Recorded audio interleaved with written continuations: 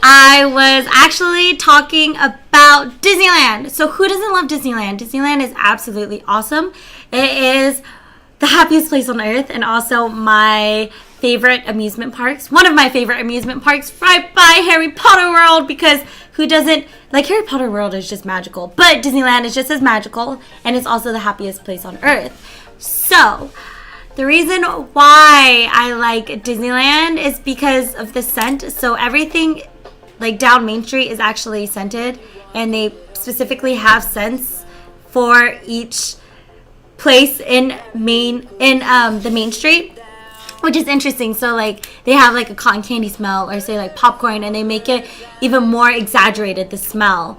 And I think there's just so much history, and I feel like a lot of us have grown up with Disney, if you know what I mean. Like a lot of people, that's why Disney is such a huge thing, is because everyone has seen lots of, or has watched Disney movies, and I've grown up with it. I know all my friends have, and it's just a really big aspect in our lives. And so Disneyland is awesome.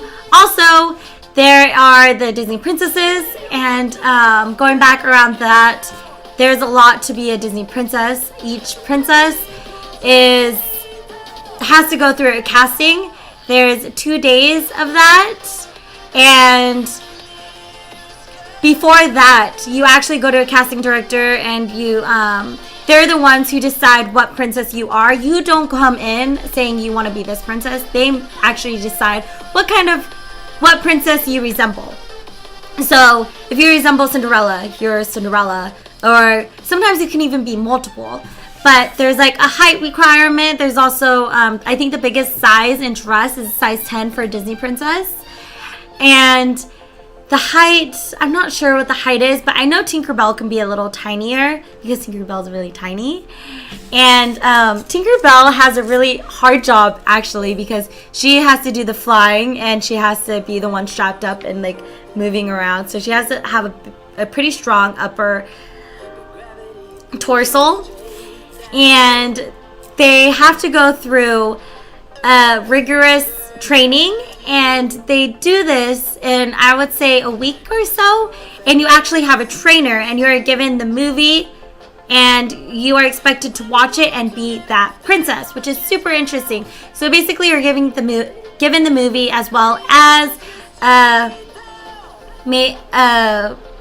book of just the Disney, what you have to memorize for the lines to be the actual princess, because you are a princess.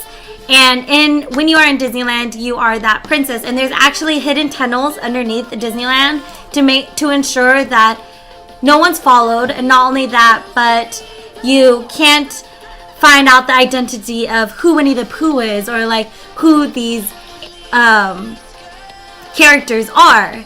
So fun little thing is your princesses are actually given makeup for free, which is cool. But there is a small little thing about it.